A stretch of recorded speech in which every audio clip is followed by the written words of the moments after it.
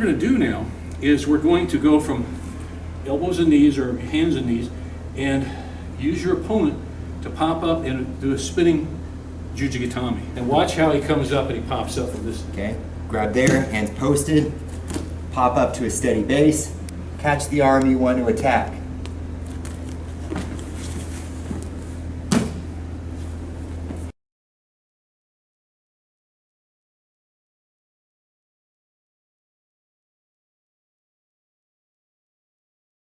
So here's the starting position, okay guys?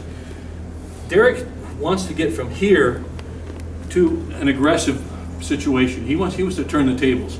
But if he knows if he stays here too long, he's at Eric's mercy. Eric's going to do something eventually, pretty quick, if he knows how to fight. So what Derek wants to do, he wants to get hand on his opponent, then hand on the mat, and then what he's going to do then, he's going to pop up under him and work into a tomoe-nage, just like that. Okay. Now, you want to get up smart. If Derek tried to, like, and Donnie and I were just talking about this, if you tried to get up and maybe try some kind of a sacrifice throwing move, that might or might not work, but generally, the odds are not that good for you. But if I'm Derek and I can create the situation where I can get a base, and turn this into something he doesn't expect, which is a Juji Gatame.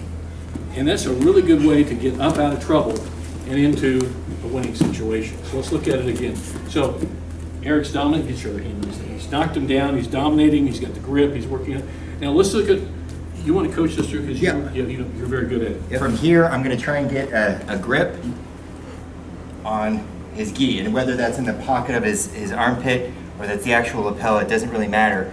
What I'm going to do is I'm going to off balance him by pulling, and he'll stop himself.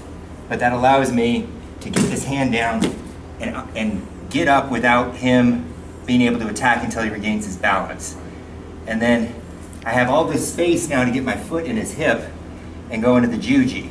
So as soon as I pop up from that post on the hand and the pull on the lapel, hand comes here and then you immediately go for it. Foot in the hip, try and curve in as much as possible, loop the head, sit up, and then finish. And watch how he comes up and he pops up from this. Okay, grab there, hands posted, pop up to a steady base, catch the arm you want to attack.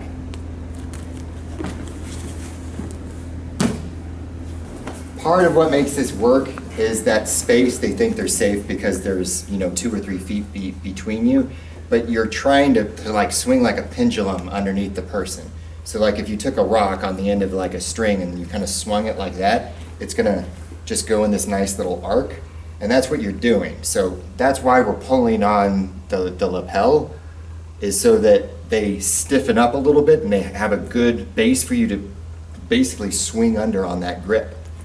So if she's like right there on that line, right, and I'm out here and I just popped out here and I have a hold of that, it looks like we're too far away, but I'm going to use this grip and I'm pulling on it the whole time, and she's naturally going to go up because she doesn't want to be snapped down.